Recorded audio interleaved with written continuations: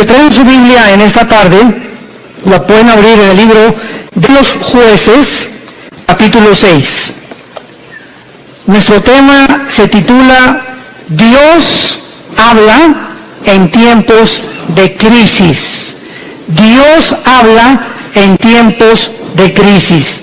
Vamos a ver en el capítulo 6 de Jueces la historia breve que enfrentó uno de los jueces de Israel llamado Gedeón.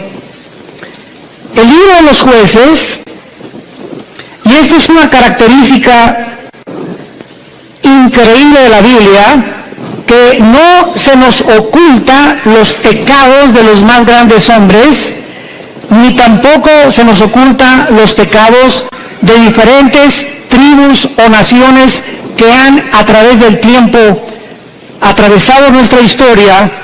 Y el libro de los Jueces se puede considerar en el Antiguo Testamento que fue la época más oscura de la historia de Israel, donde más apostasía hubo, porque hubo aproximadamente 13 jueces en un periodo, estamos hablando de 400 años. O sea, el libro de los Jueces cubre un periodo de 400 años. Cubre 7 apostasías, 7 esclavitudes bajo 7 naciones paganas y 7 liberaciones de Dios. Este libro es un libro que contiene, vuelvo a repetir, la historia de este pueblo de Dios que es Israel, donde continuamente estaban ellos alejándose de él. Y Dios iba y los recogía. Pero siempre Dios tiene hombres o mujeres que Él escoge para que tú vayas a tu casa a traer a tu familia a la cruz, para que puedas traer a tu nación a la cruz, para que en tu escuela comiences a alborotar la escuela y a conseguir que en tu escuela se hagan conferencias, para que podamos alcanzar al mayor número de personas, para que en tu negocio, en tu consultorio médico, en tu bufete de abogados, en tus despachos de contaduría, en tu taller de carpintería, Dios nos llama a nosotros para que seamos luz. Y mientras nosotros no estamos haciendo nada, los malos van a prosperar. Decía un gran hombre que la maldad existe porque los buenos no hacen nada. Entonces, si nos limitamos a ser cristianos de domingo y solamente venimos el domingo a persinarnos y a tener un devocional, oír la palabra, y no entendemos la responsabilidad tan enorme que Dios nos ha encomendado, estamos muy lejos de poder verdaderamente presentarnos delante de Dios sin tener nada de qué avergonzarnos. El libro de los Jueces describe, repito, una de las peores épocas que atravesó Israel. Fueron tiempos de apostasía muy grandes, por lo que Dios tenía que levantar hombres para que volvieran el corazón del pueblo a Dios. Estos jueces o estos líderes que en esta época Dios levantó eran épocas de emergencia nacional y conducían al pueblo a la guerra, dirigiendo a la nación y ejerciendo las funciones de magistrados, de militares y de civiles al mismo tiempo. Porque en esta época, ¿verdad?, el sacerdocio estaba por los suelos y no había realmente un gobierno civil que se pudiera respetar. Esta es, en Jueces capítulo 6, la cuarta vez en el libro, la cuarta vez que Dios levanta una nueva generación que le fallaba a Dios. Y esta generación había sido cautivada por el mundo. Era una generación donde vivían, y vamos a comparar esta época, que por eso escogí este capítulo, con la crisis emocional, social, política, diplomática y emocional que estamos viviendo tú y yo en este siglo XXI al cual hemos entrado. Esta generación, ¿verdad?, dejaron de vivir separados para Dios y a desear el estilo de sus vidas mezclándose en las fiestas, en las diversiones, en todos los ritos paganos, con un cristianismo completamente diluido. El mensaje que se propagaba ya no era el mensaje del evangelio como ahora en nuestra época. Mi esposo y yo, que hemos estado viajando estos últimos meses, cada vez nos encontramos con todos los cristianos o iglesias a donde vamos, aquí, fuera de México, en Estados Unidos, buscando una iglesia que les dé alimento espiritual, que les dé una sana doctrina, que puedan realmente sentirse edificados con la palabra de Dios, y están buscando por todos lados por la forma tan diluida en la que el evangelio se ha propagado. Y al mismo tiempo vivimos una época de cinismo espiritual. Hace algunos días yo estaba en una conversación con una persona que conozco hace muchos años en Cristo. Bueno, esto es solamente como un ejemplo de la introducción al libro de los Jueces. Y esta persona yo la conozco desde hace muchos años. Es más, él vino y se convirtió bajo nuestro ministerio. Y entonces yo oí hace como algunos meses que él había abandonado a su esposa y había abandonado a sus hijas. Y se había ido, pues, desde luego con un amante, ¿verdad? Con otra muchacha, su secretaria, o no sé, no importa quién haya sido. Entonces me encuentro yo a esta persona y comienzo a decirle, oye, ¿qué fue lo que sucedió? ¿Verdad? Que estoy en mi corazón partido a la mitad por lo que tú has hecho. ¿Y saben ustedes lo que me contestó esta persona que tenía aproximadamente, o tiene casi 15 o 20 años en Cristo? Bueno, pero ya nos perdonó Dios. Y bueno, te perdonó a ti. No, es que mi esposa pues ya también anda buscando otro. Pues claro, le dije, no se va a quedar a vestir santos. Si tú te vas con amante y te casas con la otra, tu esposa no se va a quedar esperándote toda la vida. Entonces no vengas con ese cinismo y decirle, pues ella arregló su vida, ya nos perdonamos los dos y ya me perdonó Dios. Yo inmediatamente lo que yo detecté fue lo siguiente, que hay cantidad de personas que se llaman cristianas y que piensan de la misma forma, total que Dios me va a perdonar y me puedo divorciar, y ya que me case con otro y forme otro hogar, entonces ya Dios me puede perdonar y comienzo nuevo. Porque él me dijo, bueno, ¿y ahora qué sigue? Y dije, lo que sigue es lo siguiente, si tú abandonas a tu esposa por adulterio y por otra mujer, tú te arrepientes de tus pecados y esperas que tu esposo te perdone, y te esperas antes de casarte a que se case la primera para que tú quedas libre. Esa es la forma en la que la Biblia nos traza el divorcio, el adulterio. Para Dios es algo gravísimo el divorcio, gravísimo, porque es la santidad más grande que existe y la institución más santa que existe, el matrimonio. Y ahora por cualquier cosa, todo el mundo busca, hasta porque no me cocina bien, me busco otra cocinera. Es increíble la ligereza en la que la sociedad se encuentra actualmente. Y de acuerdo a la Biblia, la única causal de divorcio es el adulterio. Nada más. Que me pega, pues te esperas y oras por él y se separan temporalmente, pero es el adulterio la única razón, y el abandono de hogar, que el gavilán te pega y se va con otra, que abre la jaula y que vuele lo más lejos que pueda. Pero bajo ninguna otra circunstancia la Biblia aprueba el divorcio. Todo esto lo vamos a tratar en el Seminario de Matrimonios allá en la Riviera Maya. Estoy preparando una serie de mensajes tremendos. Los esperamos que nos acompañen ahora en octubre. Y este es solamente un caso de cómo vivían los jueces. Era un tiempo de cinismo espiritual. Era un tiempo en que todo lo tomaban a la ligera. Al cambio que Dios me perdona. Esto se llama tomar la gracia con libertinaje. Aprovecharse de la gracia de Dios y vivir una vida de libertinaje, pues al cambio que Dios me perdona. Vamos a ver estas crisis en la época de Gedeón. Capítulo 6, del 1 al 5, veamos el escenario en el que se encontraba Gedeón. Los hijos de Israel hicieron lo malo ante los ojos de Jehová, y Jehová los entregó en mano de Madián por 7 años. Recordemos que Madián era uno de los hijos de Cetura, la segunda esposa de Abraham. Cuando se murió Sara, se casó con Cetura y de ahí nacieron los madianitas. Lo podemos ver en Génesis capítulo 25. Entonces los madianitas eran primos hermanos de los israelitas o medios hermanos de los judíos. Y la mano de Madián prevaleció contra Israel. Y los hijos de Israel, por causa de los madianitas, se hicieron cuevas en los montes, cavernas y lugares fortificados. Pero pues sucedía que cuando Israel había sembrado, subían los madianitas y amalecitas, y los hijos del oriente contra ellos subían y los atacaban. Y acampando contra ellos, destruían los frutos de la tierra, hasta llegar a Gaz. Y no dejaban que comer en Israel ni ovejas, ni bueyes, ni asnos. Porque subían ellos y sus ganados, y venían con sus tiendas en grande multitud, como langostas.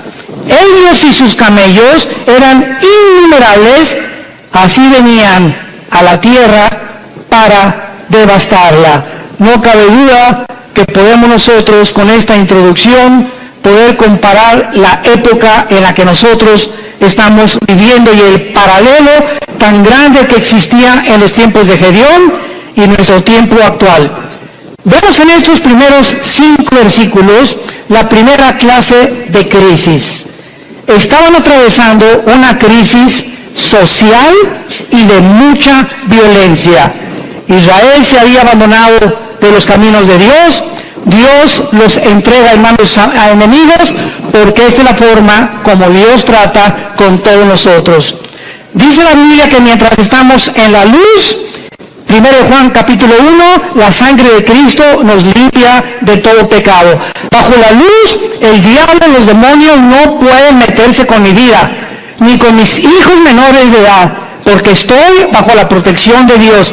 En el momento en que nos movemos y regresamos a la dimensión de las tinieblas, que es donde Satanás tiene acceso, Satanás no tiene acceso a la luz.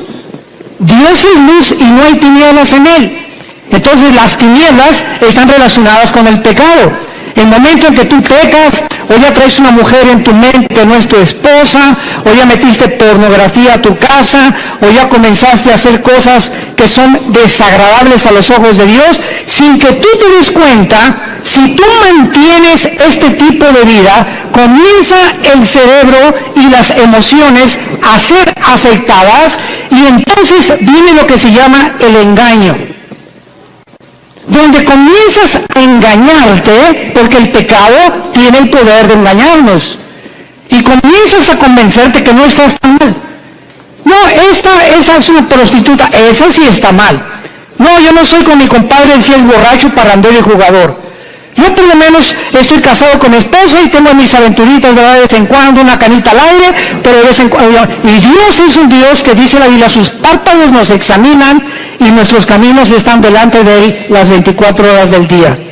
Y cuando viene el engaño, cuando vienes tú a la iglesia a oír la palabra de Dios, como los domingos o los estudios entre semana que muchos de ustedes toman, o en el ITI, el propósito de Dios al exponernos a su palabra es abrirnos el entendimiento para convencernos de pecado. Siempre que hay un mensaje de la Biblia, hay algo que el Espíritu Santo usa que se llama la convicción de pecado, porque solo Él, ni el pastor, ni tu compadre, ni nadie te va a convencer que estás mal más que la palabra de Dios. Entonces nos exponemos a la palabra de Dios, y tú en esta palabra que escuchas tienes esta oportunidad en la que Dios te está hablando. Yo no sé tu vida. Muchos dicen, es que ¿quién le contó mi vida? Nadie me ha contado tu vida, ni te conozco. Entonces ese es un problema tuyo con Dios, pero Dios usa la Biblia, y si tú cuando oyes la palabra de Dios no te arrepientes y sales por esa puerta igual que como entraste, viene lo que se llama la dureza del corazón, que se usa con la palabra porosis en el griego, que es cuando un carpintero o una persona que usa instrumentos de martillos y de cinceles está golpeando y golpeando hasta que te salen callos en las manos. Esto es un fenómeno muy interesante. Y cuando te salen callos, lo interesante que el callo no tiene células Le metes al callo una aguja y no lo sientes. Trátalo, vas a ver cuando te salga un callo, porque es tejido muerto. Y esta palabra se usa en el hebreo y en el griego para describir la dureza del corazón que muchos cristianos comienzan a tener, donde llega el momento que la palabra, como una espada que quiere cortar, ya no corta, porque ya perdiste la sensibilidad al Espíritu Santo. Y entonces, cuando llegas a ese punto donde ya no eres sensible a la palabra de Dios y que no te das cuenta cuán duro está tu corazón, si eres una persona regenerada por el Espíritu Santo y realmente naciste de nuevo, eres un hijo y eres una hija de Dios, Hebreos 12, Dios te va a disciplinar. Y déjame decirte algo, cuando a Dios le queda esa opción de disciplinarnos, su mano es muy, pero muy pesada. Dice en Hebreos 10, horrenda cosa es caer en manos del Dios vivo. Y no les está hablando a los incrédulos, le está hablando a la familia de Dios. Su mano es muy pesada, porque Cristo dijo, es preferible que pierdas tu mano, tu pierna, tu brazo, o tus ojos, o lo que sea físicamente, a que entres al infierno entero. ¿Cuántas veces las cosas que nos pasan, accidentes, problemas morales en la familia, etcétera, etcétera, tienen el único propósito de hacer que regresemos a la cruz? Porque Dios sabe, nos ama tanto, tanto, tanto Jesús, que Él prefiere que podamos sufrir físicamente o moralmente con la única razón de regresar a la cruz. Esta crisis social en que estaban viviendo los madianitas provocó, dice la Biblia, que comenzaron a vivir escondidos en cuevas, escondiendo todo lo que tenían en lugares fortificados, vivían en temor. En segundo lugar, en el versículo 6 dice la Biblia, de este modo empobrecía Israel en gran manera por causa de Madián, y los hijos de Israel clamaron a Jehová. Vemos nosotros que aparte de una crisis social, se encontraban en una crisis emocional y económica. Gedeón se encontraba escondiendo el trigo para que no se lo robaran. Vivían bajo el temor y la inseguridad. Dice el versículo 11, vino el ángel de Jehová, se sentó debajo de la encina que está en Ofra, la cual era de Joás, abiserita, y su hijo Gedeón estaba sacudiendo el trigo en el lagar para esconderlo de los madianitas. Y en tercer lugar, no solamente vivían una crisis social y de violencia, una crisis económica y emocional, sino que la peor de todas era la crisis moral y espiritual en que se encontraban. Versículos 12 y 13. Y el ángel de Jehová se le apareció a Gedeón desde luego y le dijo, Jehová está contigo, varón esforzado y valiente. Y Gedeón le respondió, Señor mío, si Jehová está con nosotros, ¿por qué nos ha sobrevenido todo esto? ¿Por qué le pasó esto a mi hijo? ¿Por qué me chocaron el carro? ¿Por qué me robaron? ¿Por qué estamos en la condición en la que estamos? ¿Por qué estoy pide trabajo y no encuentro por ningún lado? ¿Qué está pasando? Señor, si tú estuvieras conmigo, no estuviera pasando esto que estoy atravesando. ¿Y dónde están todas sus maravillas? Le sigue diciendo Gedeón al ángel. A ver, ¿dónde están las maravillas de Dios que nuestros padres nos han contado diciendo que nos sacó Jehová de Egipto? Y ahora Jehová nos ha desamparado y nos ha entregado en manos de los madianitas. Y mirándole Jehová le dijo, ve con esa tu fuerza y salvarás a Israel de mano de los madianitas. ¿No te envío yo? Vamos a ver esta aplicación rápido de las tres crisis sociales para continuar desarrollando esta conferencia. De la misma manera, la sociedad en que vivimos ahorita, vivimos una crisis social, oprimida por la inflación, las guerras, el hambre, las naciones fuertes oprimiendo a las débiles, crímenes, secuestros, robos, actos de terrorismo al inicio del siglo XXI. Agreguémosle esto, que vivimos, escuchen esto, vivimos la confusión política y diplomática más grande de la historia. Vivimos la confusión política más grande y diplomática de la historia. Podríamos decirle nosotros que nacimos después de la Segunda Guerra Mundial, que desde la Segunda Guerra Mundial, que Estados Unidos se levantó como la supremacía política, económica y militar del mundo, seguido por la Unión Soviética o las repúblicas socialistas soviéticas, hasta el siglo XXI, hemos entrado a un punto donde ya entre las mismas naciones, a pesar de la grande tecnología y los avances científicos que tenemos, nos encontramos tan confundidos políticamente, donde ya los gobiernos del mundo ya no saben qué sistema de gobierno utilizar, si socialismo, si comunismo o socialismo y comunismo mezclarlo, si democracia, si monarquía, porque los sistemas que se han probado hasta el siglo XXI, las mismas democracias han fracasado. El siglo XX demostró que el comunismo no era un sistema que se podía aplicar a ningún gobierno del mundo, como lo dijo Mikhail Gorbachev en su libro La Perestroika. Vemos ahora que la democracia, pues exigió el patrón de la democracia y el modelo de democracia, porque era Estados Unidos el estuvo como líder. Y los países dijeron, bueno, pues si en Estados Unidos el mejor vestido, el país mejor vestido, el mejor alimentado, el que más guerras ha conquistado, guerras ha ganado, y el que sacó al comunismo, al fascismo y al nazismo del siglo XX, vamos a seguir ese modelo. Y vemos ante nuestros ojos, al entrar aquí al siglo XXI, los que venimos desde el siglo pasado, que la democracia es una fanfarronería ya.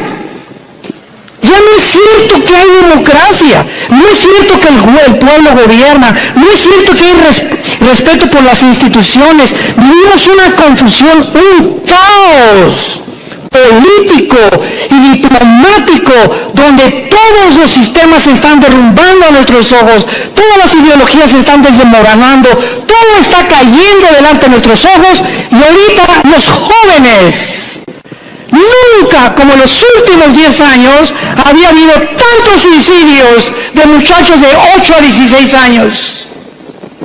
Nunca había habido tantos suicidios. Los jóvenes están quitando la vida, no quieren vivir en el mundo que tú y yo vivimos. Y ahí están muchos de nuestros hijos también. Dichosos los padres que tienen una educación cristiana a sus hijos. Dichosos sean. ¿Por qué? Porque se están cansados de tantas mentiras, de tanta hipocresía que ven por todos lados. Y cuando nosotros, que se supone que somos la única luz, les mentimos y nos ven que somos completamente unos farsantes en el hogar, y peleándome enfrente de ellos y con mi esposa y yo, y dándoles un mal ejemplo, ¿qué les queda a los jóvenes? Si no es Jesús, ¿quién más entonces dicen ellos? Si Jesús no funciona en mis papás, ¿cómo va a funcionar conmigo? Y en el día del juicio y el día del tribunal de Cristo daremos cuentas de todas estas ingratitudes y deslealtad que tuvimos hacia Dios. Vivimos un mundo de confusión y de crisis social. En segundo lugar, vivimos también, como en los tiempos de Gedeón, una crisis emocional y económica. La mayor parte del mundo ahorita está tratando por todos los medios de esconder su dinero. ¿En qué puedo invertir mi dinero? No se imagina la cantidad de correos que nos llegan. Oiga, ¿qué me recomienda, pastor? ¿Comprar euros o en el dólar o en Wall Street o comprar bienes y raíces? Dicen que el dólar va a seguir cayendo, que viene un caos económico en Estados Unidos, que va a hundir el peso aún más todavía, etcétera, etcétera. Y todas las cosas que comienzan a bambolearse, como dice en Hebreos 12, voy a sacudir los cimientos del mundo, la economía, la política, los temas, todo va a comenzar a bambolearse. Así es un mundo donde comenzamos a ver que todo es inestable, no hay nada firme, todo está cayéndose a nuestros ojos, la moral por los suelos, como lo vamos a ver también, la política, la economía, la ideología, todo. ¿Qué entonces hacemos los cristianos? Vivimos una época de crisis, ¿quién lo puede negar? ¿Qué ¿qué vamos a hacer entonces con el dinero? Vamos a estar igual que el mundo, preocupándonos en qué invertir, escondiendo dinero bajo el colchón de la cama. Es la crisis en la que estamos viviendo, emocional y económica. Y tantos impuestos, vive la gente angustiada, temerosos, llenos de estrés. La clínica Mayo en Rochester, una de las clínicas más prestigiadas en medicina, el Hospital Hopkins en Inglaterra, de Estados Unidos, de las instituciones más prestigiadas en medicina, llegaron a un acuerdo el año pasado, que la causa número 1 de problemas físicos en el ser humano actualmente y emocionales tienen una sola raíz. Ya no son ataques al corazón, todas consecuencias. El problema y el peligro más grande que está asumiendo al mundo ahorita, robándole la salud, se llama el estrés. El estrés. Aún mismo el estrés te hace subir el nivel de tu colesterol y de tus triglicéridos. Así que si tú eres una persona que fuiste al médico y tiene más de 200 de colesterol arriba, o tu glucosa pasa de los 100 puntos, etcétera, etcétera, y tú dices, bueno, voy a entrar a una dieta, y crees que con la dieta se va a mejorar, claro que te va a ayudar, pero si no va acompañado con la paz en tu vida, y tú puedes estar comiendo todos los días lechuga y convertirte en el belly boost, en el conejo, no importa lo que puedas hacer, si tu vida no tiene paz y no tiene equilibrio y no tiene una estabilidad emocional, no importa lo que hagas, porque emocionalmente lo que descompone el organismo es el cerebro y la falta de paz. El estrés es un estado de angustia, de incertidumbre, que estás así, de enojo, de ira, de desconfianza en el mundo, andas como león enjaulado y se te atraviesa en el tráfico, que tienes que sacar la pistola y le recuerdas a la mamá y hasta a la abuelita le recuerdas cuando se atraviesan en el tráfico. Y llegas a la casa y estás igual. Entonces, tú no vas a llegar a los 40, 50, 60 años de edad como una persona normal. Y vas a comenzar a padecer de enfermedades que tienes una buena dieta, pero te está descomponiendo tu estado emocional. ¿Por qué? Porque no tienes paz. Y hace 2000 años, Jesucristo nos dio la medicina para el estrés. Mateo capítulo 6, versículo 25 en adelante. Por nada estén afanosos. La vida es más que el alimento y el cuerpo más que el vestido. Miren ustedes a las aves de los cielos. Aunque tú en tu cerebro no lo puedas captar ni lo puedas dimensionar, los pajaritos, cada pajarito de cada campo, de cada bosque en el mundo, cada pajarito depende de mi Padre. Y Dios les puso a los pajaritos un chip para que nunca veas a un pajarito sembrar, para que nunca veas a un pajarito cosechar, y para que jamás vayas a encontrar que ningún pajarito nunca guardan su comida, no la almacenan en Banamex ni en Vancomer. Y sin embargo, vale $1 cada pajarito, $2, y si mi Padre los alimenta, ¿cuánto más ustedes, que di mi vida en una cruz, que resucité de los muertos, que cambié la historia, que me apareció más de 500 personas en los primeros meses y años de mi vida, y que vivo en el corazón de muchos de ustedes? ¿Cómo es posible que hayas llegado a ese punto donde dudes que te voy a dejar? Ahora que estábamos, mi esposa y yo, en Acapulco, no estábamos ni en la playa. Siempre que igual cuando vamos a la Riviera Maya, ¿verdad? Lo que menos, ni a la alberca nos da tiempo de meternos, porque vamos a ministrar a la gente. Y estábamos en Acapulco y tuvimos el desayuno, 600 personas. Fue una vez, como no se imaginan qué bendición fue. Nuestra iglesia en Acapulco está creciendo tremendamente. Bueno, en la consejería llegó una muchacha este fin de semana pasado y nos dice a mi esposa y a mí, de 18 años, pastor, ¿qué te pasa, nena? No tengo trabajo. Nena, ¿tienes papá? Sí. ¿Y mamá? También. ¿Cama para dormir? Sí. ¿Y comida? Sí. Entonces, ¿y eres cristiana? Sí. Entonces, ¿por qué estás en esta condición? Dale gracias a Dios y dile, Padre, gracias por mi papá, tengo cama, tengo alimento, tengo que vestirme, me están pagando la escuela y te preocupas porque no tienes trabajo y llegas a un estado de estrés en el que casi te estás desmoronando enfrente de nosotros. Dije, eres una incrédula. Tú no puedes cerrar a Dios de esta manera. El día que tú le des gracias a Dios por lo que tienes y no te fijas en lo que no tienes, Dios te va a dar el trabajo. Fíjense ustedes cómo somos, ¿verdad? ¿Cómo somos nosotros? ¿Cuántos refugiados salen ahorita de Siria? 6 millones. Venlos en los periódicos, venlos en los videos, con una maleta, con 3 cambios de ropa o 2 a lo mucho, con 3 o 4 chamaquitos detrás de ellos, sin saber qué país les va a abrir la puerta, sin saber si mañana van a dormir en la tierra, en un camión, si los van a matar. Y nos estamos quejando nosotros. Nos estamos quejando nosotros. ¿Será posible que seamos tan malagradecidos?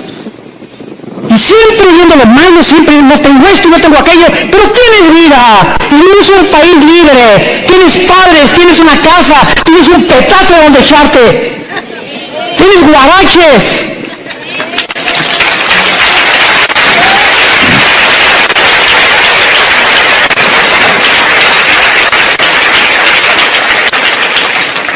Vivimos una crisis moral y una crisis espiritual, no cabe duda.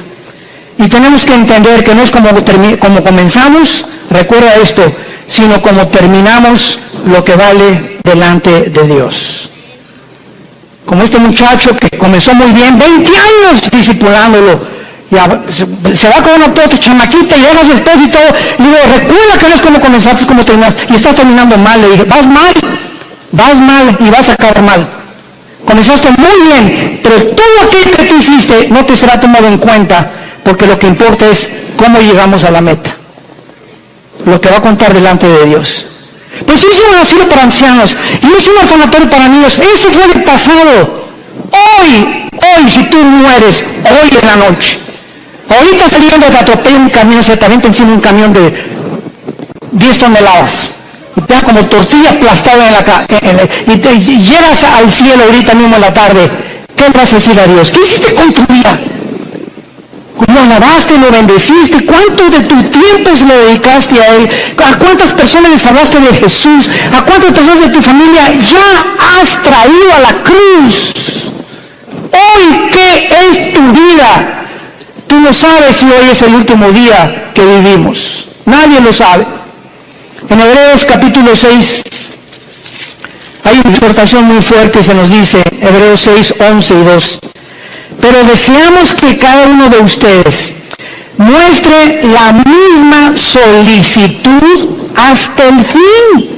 Otra vez, no es como comenzamos, sino mantener el mismo ritmo. Por eso se compara la vida cristiana con los maratones en Hebreos 12. Que corramos de tal manera que alcancemos el premio.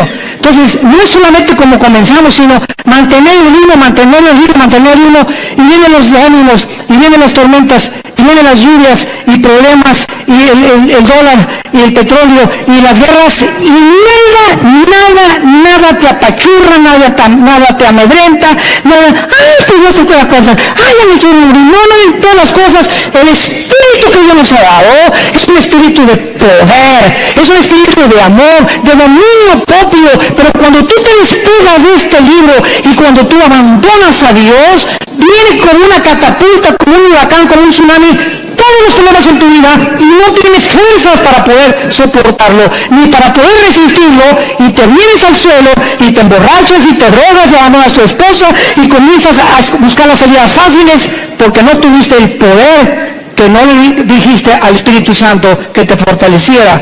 Y por eso muchos de ustedes viven una crisis moral, de depresión y de estrés, porque no es cierto que creen en Jesús. Se han soltado de Jesús, y en este tiempo de crisis el corazón está siendo probado. Dios nos está probando en esta época, porque escúchenme, somos la última generación que estoy seguro que nos vamos en el arrebatamiento de la iglesia. Y por ser la última generación, nos va a pasar por el fuego de Dios. Por el fuego. Y las pruebas van a demostrar cuántos realmente eran hijos e hijas de Dios. Deseamos que cada uno de ustedes muestre la misma solicitud para plena certeza de la esperanza, a fin de que no se hagan perezosos, sino imitadores de aquellos que vean las dos cosas y los dos elementos indispensables, la fe y la paciencia, heredan las promesas. Si tú no confías en Dios y no eres paciente con Dios, tus anhelos, tu destino, tus sueños, tu visión, lo que tú quieras para tus hijos, para tu matrimonio y para tu negocio, no lo verás realizado porque te diste por vencido. Porque tiraste la toalla. Porque dijiste, no, ya, avienta la toalla, para la pelea. Ya no aguanto tanto trancazo.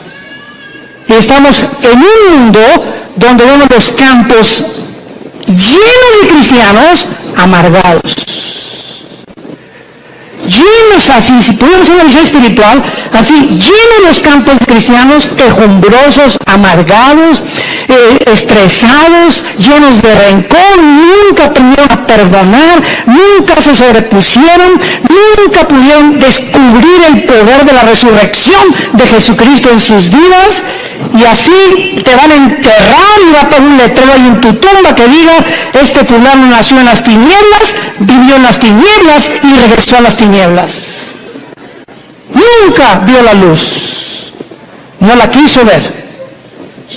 Y en Hebreos 10, otra exhortación con las mismas características. Hebreos 10, 35 en adelante. No perdáis pues vuestra confianza, que tiene grande galardón, porque les es necesaria la paciencia, para que habiendo hecho la voluntad de Dios, obtengáis la promesa. Pero aún un poquito, y el que ha de venir vendrá y no tardará, mas el justo vivirá por fe. Y si retrocediere, no agradará a mi alma. Pero nosotros no somos de los que retroceden para perdición, sino de los que tienen fe para preservación del alma. El que tiene al Espíritu de Cristo, porque recibirán poder cuando el Espíritu venga sobre vosotros. El que realmente ha nacido de nuevo, el que ha sido regenerado en su naturaleza y se le ha impartido la naturaleza divina dentro de su alma, esa persona puede caer y puede decir con Pablo, estamos en problemas, pero no desesperados. Estamos con muchas adversidades, pero no angustiados. Perseguidos, mas no desamparados. Derribados, pero no destruidos. Llevando por todas partes la muerte de Jesús en nuestros cuerpos, para que la vida de Jesús se manifieste a través de nuestros cuerpos mortales.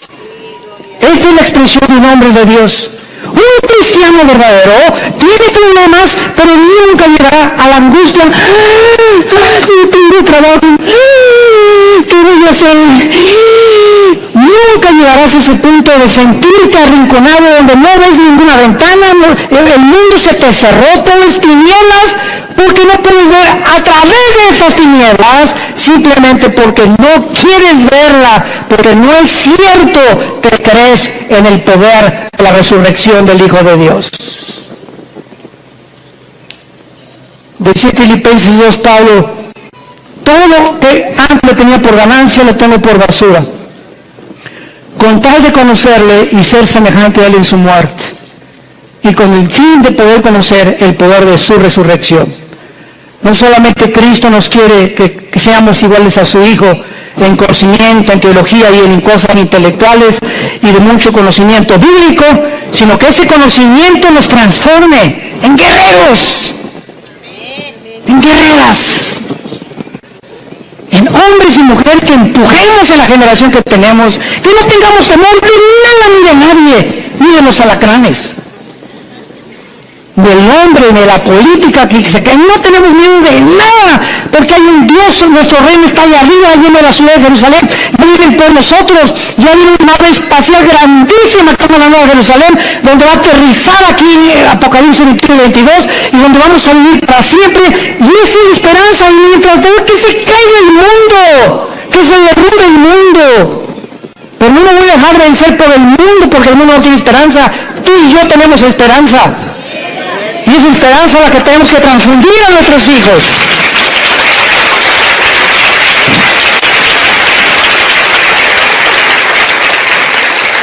No caigamos en lo que al principio Gedeón estaba cayendo. Si Dios existe, ¿por qué me está sucediendo esto? ¿Por qué Dios no sabe de mis problemas? ¿Por qué me permitió Dios que me casara con esta persona? ¿Por qué Dios me ha abandonado? Cuando entramos en ese punto de depresión, es tan difícil que podamos nosotros salir de él.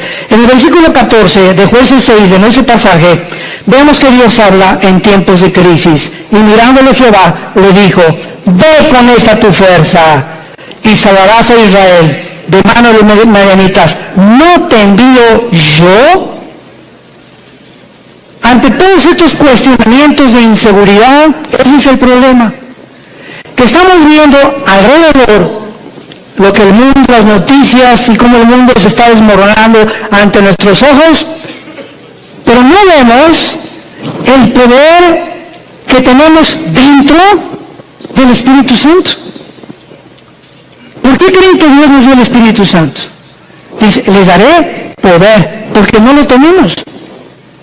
Y es un espíritu de poder, es un espíritu que nos va a hacer sobreponernos a todo lo que atravesemos, aunque pasemos por el fuego no nos quemará, por el agua no nos ahogaremos, y aunque un ejército nos rodea a nuestro alrededor, Jehová es mi luz, mi salvación y mi esperanza, no temeré de nada ni de nadie, Él es mi pastor, nada me faltará, aunque ande en valle de muerte, no tendré miedo de nada ni de nadie, y todo este espíritu y toda esta capacidad que tenemos dentro es precisamente para vencer al mundo.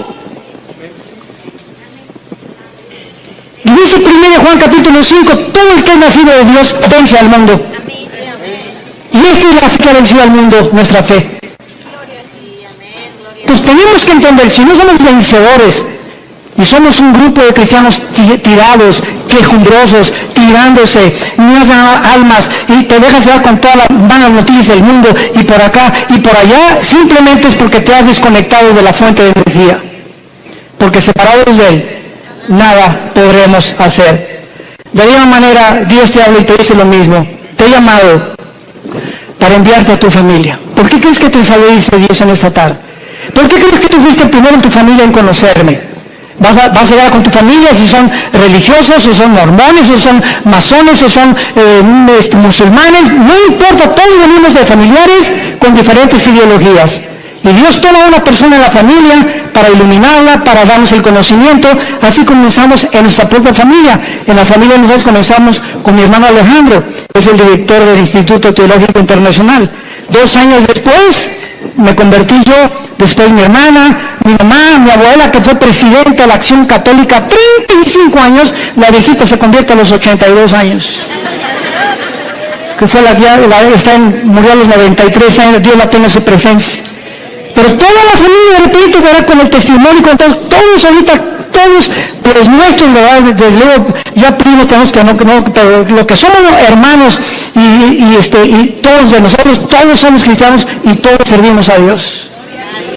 Es una bendición enorme, que una gracia que Dios nos dio. Pero ¿por qué, verdad? Porque esa es la misión de Dios, salvar familias.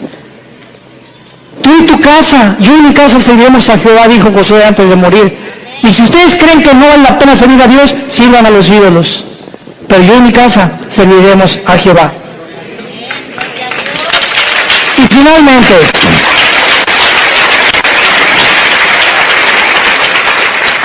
Gedeón le responde a Dios, versículo 15 y 16. Entonces le respondió, Señor mío, ¿con qué salvaré yo a Israel? He aquí que mi familia es pobre en Manasés, y yo el menor en la casa de mi padre. Jehová le dijo, ciertamente yo estaré contigo y derrotarás a los madianitas como a un solo hombre. ¿Has tú también argumentado igual con Dios? Señor, pero ¿Cómo salvaré a mi familia? ¿Cómo les puedo testificar si estoy débil? ¿Cómo me puedes a mí llamar a la escuela dominical si con trabajo sé enseñar? ¿Cómo me quieres mandar a mí de misionero si tengo miedo de los afganistanes ahí en Venezuela? ¿Cómo me mandas a mí de estas cosas? Y como siempre estamos viéndonos nuestras capacidades. Siempre estamos viendo lo que nosotros podemos o no podemos hacer. ¿Cómo no me van a mí escuchar si en mi clase de sabio, pues tartamudo, Señor? No veas tu tartamudez, no veas tus discapacidades, no veas tus debilidades, velo a Él. Eso fue lo que Moisés le dijo también. ¿Cómo me mandas a Faraón? Y le dijo Dios, ¿qué no hice yo el oído y no hice yo la boca? No tengas miedo, vas en mi nombre y yo te daré el poder y la capacidad que ni siquiera conocías, porque cosas que están ocultas y que no han concebido el corazón del hombre y que el hombre no ha conocido son las que Dios tiene escondidas y guardadas para los que le aman y creen en Él. Ve, sé valiente, ve con tu familia, sé valiente con tus amigos, sé valiente en tu trabajo, háblales del Señor, háblales de Cristo. Tú no te imaginas cuando acabes de hablar, te vas a preguntar, ¿fui yo? Así comenzamos a desconocernos. Yo antes subí un púlpito, ¿verdad? Estuve 3 años de misionero primero en la sierra. Ahí comencé yo de misionero, lo comentaba ahorita en la mañana del pastor César. Durmiendo en pisos de adobe entre Oaxaca y Guerrero, Coajimalpa, en la Costa Chica, en la Costa Grande, del 77. Este año, con la gracia de Dios, cumplo 40 años de servir a Dios. Este año. Gracias a Dios. Pero comenzamos. Dormíamos en ladrillos envueltos en periódicos, me dio malaria, me dio tifoidea 2 veces, temperaturas de 40 grados, si no había un doctor por ahí, yo no estaría vivo ahorita. Y en esos 3 años yo entiendo ahora que es la forma en la que Dios me quería forjar, para que yo entrara al ministerio en el 79 con el grupo de Luis Palau, y en el 81 formamos Vida Nueva para México, ya comenzamos las iglesias en los 80s, pero ha sido unas etapas, un proceso de quebrantamientos, de humillaciones, de pobrezas. No teníamos ni para comer, comíamos lo que arrancábamos de los árboles, lo que yo pescaba ahí en Acapulco. Era una crisis tremenda, y todo ese tiempo fue un tiempo de prueba, de quebrantamiento delante de Dios. Pero sabe una cosa, cuando uno pasa eso, uno pierde el miedo, el terror a ser pobre. Porque si ya pasaste por eso, ¿verdad? Hay aquello de los perruration.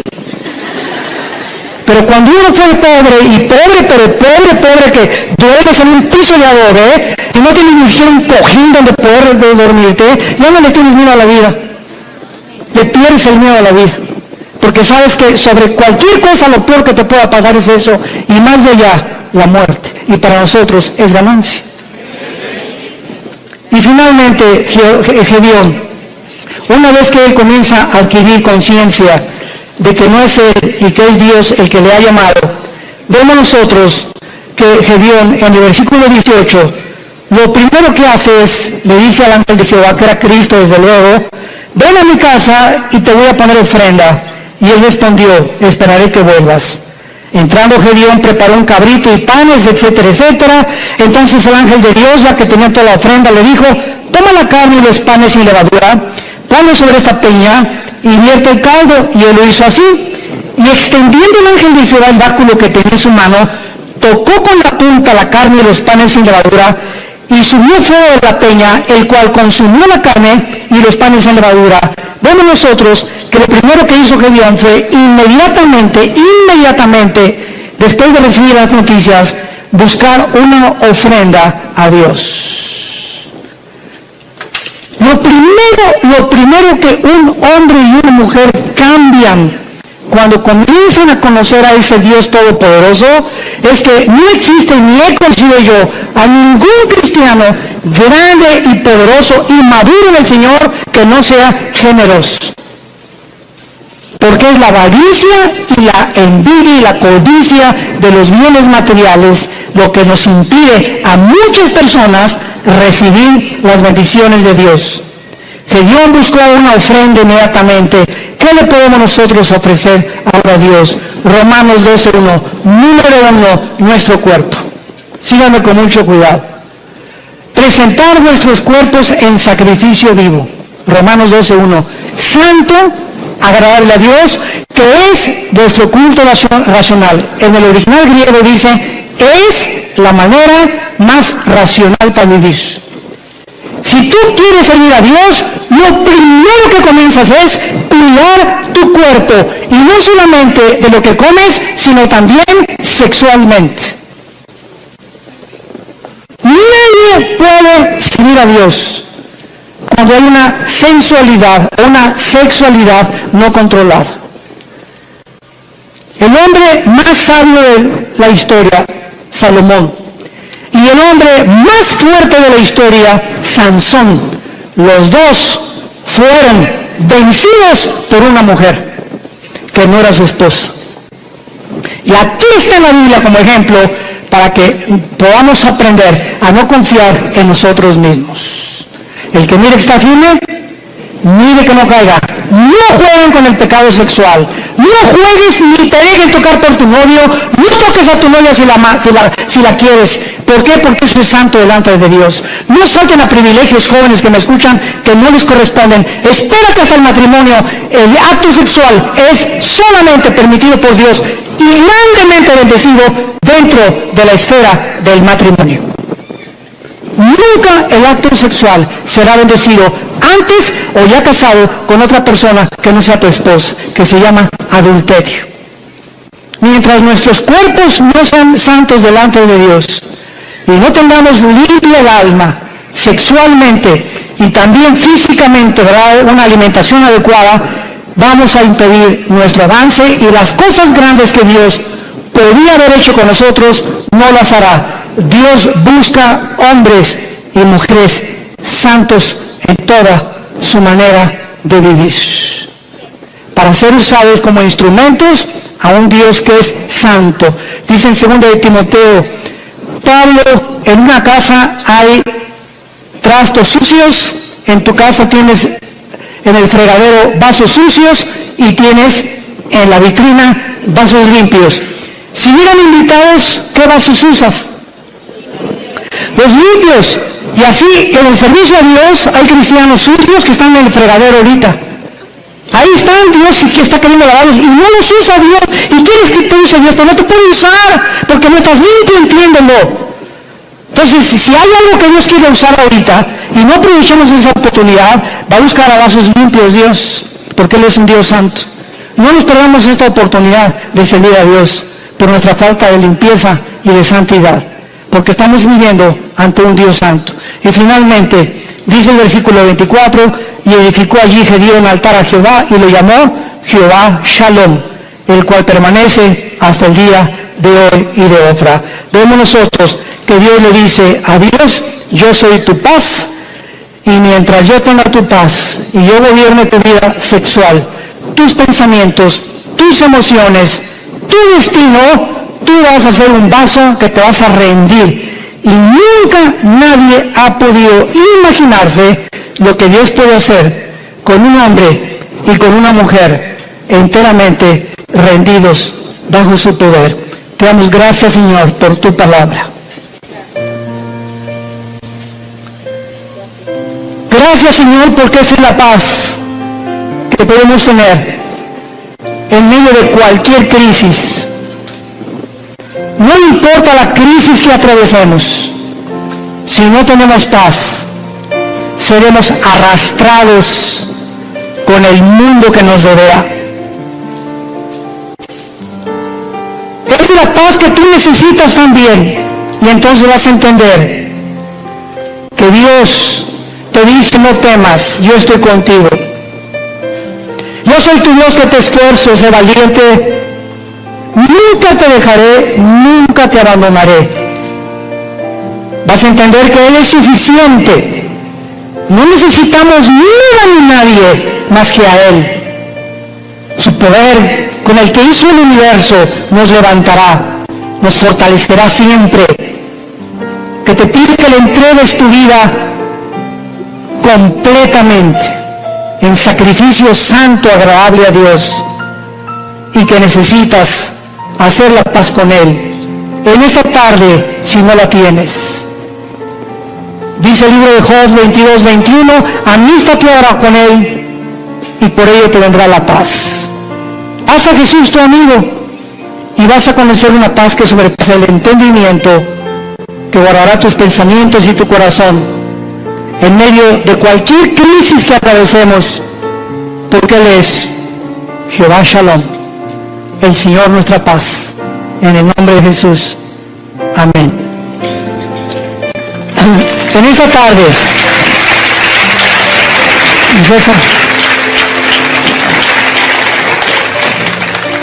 vamos a hacer llamado ahorita para muchos de ustedes que no han recibido a Cristo, que les pido que se pongan de pie para que recibamos esta bendición pastoral antes de que se vayan a sus hogares. Con todo tu corazón, con todas tus fuerzas, con toda tu mente, recibe esta bendición. Dios bendiga tu vida. Oh, Dios viene en tu corazón, sí, Señor. Dios bendiga tu matrimonio. Dios bendiga a tus hijos. Dios bendiga a tus padres, a tus hermanos, tus animales domésticos.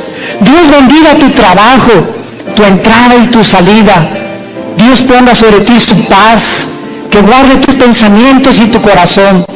Que seas lleno de todo conocimiento y sabiduría que viene de lo alto.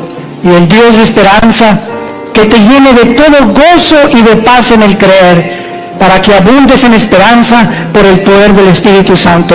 Les bendecimos en el nombre que es sobre todo nombre, en el nombre de aquel que mora dentro de nosotros, que vive dentro de nosotros y que nos dice: estoy contigo todos los días de tu vida hasta el fin del mundo. Sé fiel hasta la muerte y recibirás la corona de la vida. Amén. Que Dios los bendiga.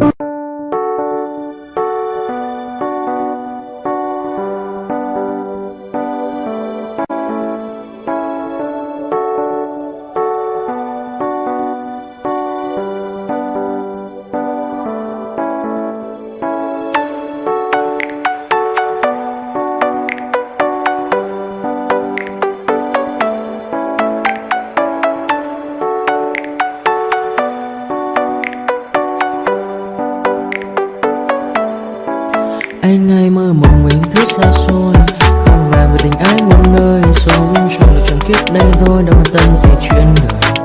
Thế mà lại nằm tương tư, ông tầm bà mối xa tơ, đêm nằm trộm nhớ mơ mơ về ai. Thì ra anh yêu rồi, từ ánh mắt nụ cười, từ đôi môi gọi mưa sao xuyên lòng anh. Thì ra mấy em rồi, ngày hay đêm ôm lời, chỉ nghĩ đến em thôi, đó là do anh đã yêu rồi, anh đã yêu rồi, anh đã yêu rồi. Anh đã yêu rồi, anh đã yêu rồi, anh đã yêu em mất rồi.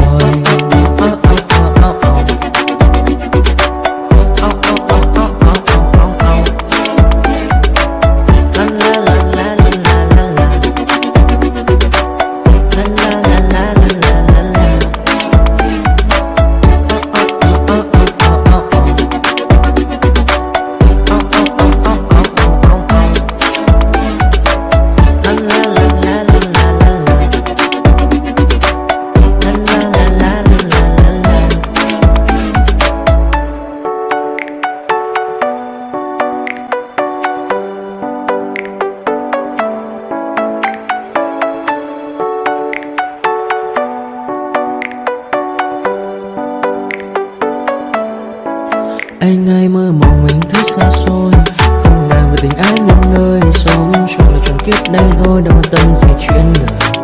Thế mà lại nằm tương tư, ông tầm và mút xa tơ. Đêm nằm trộm nhớ mơ mơ về ai.